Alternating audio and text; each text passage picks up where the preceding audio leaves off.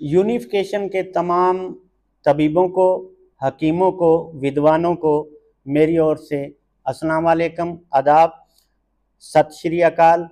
और मैं हकीम गोविंद, हरियाणा, इंडिया से अपना एक पुश्तैनी नुस्खा आप सबसे साझा करना चाहता हूं, आप सबसे शेयर करूंगा।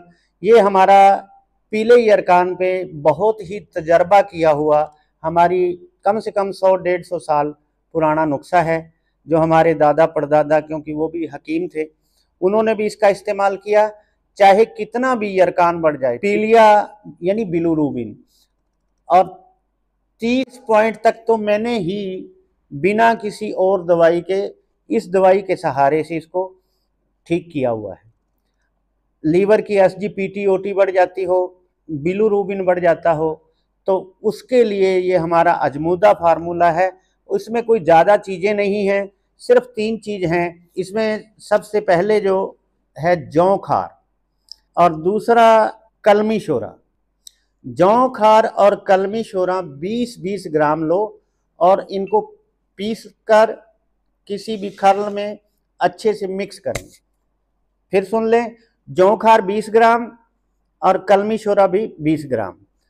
और ये है सुहागा बिरियां किया हुआ, जिसको टंकण बोलते हैं आयुर्वेद के अंदर, टंकण भस्म भी कह देते हैं, लेकिन सुहागा बिरियां बहुत अच्छे से सब लोग समझ रहे होंगे। सुहागा बिरियां किया हुआ 15 ग्राम, ये 20 ग्राम, ये 20 ग्राम, और सुहागा बिरियां 15 ग्राम, तीनों को मिक्स करके इसकी जो मिकदार खुराक है वो तकरीबन 2 से 3 ग्राम है। और बाकी तबीब लोग अपना मरीज के फितरत को और उसकी नेचर को देखकर एडजस्ट कर लेंगे।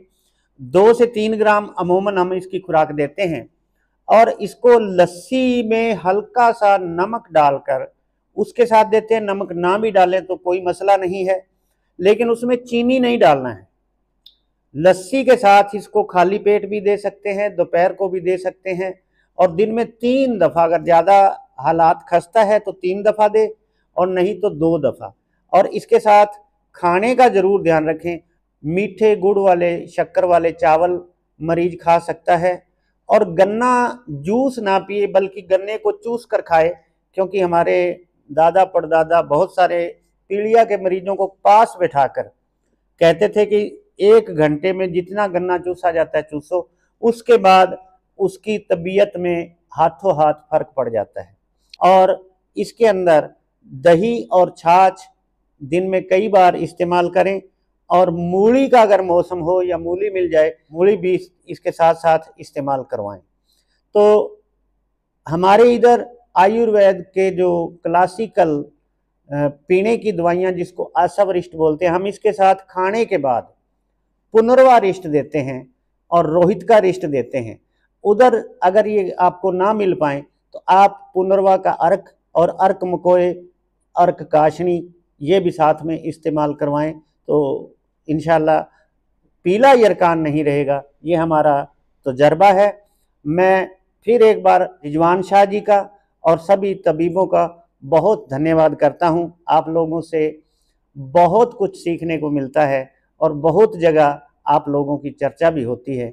तो मैं चाहूँगा आप ये इल्म का चिराग इसी तरह जलाते रहें, और ताकि दूर दूर तक इसकी रोशनी जाए। बहुत बहुत शुक्रिया, थैंक्स।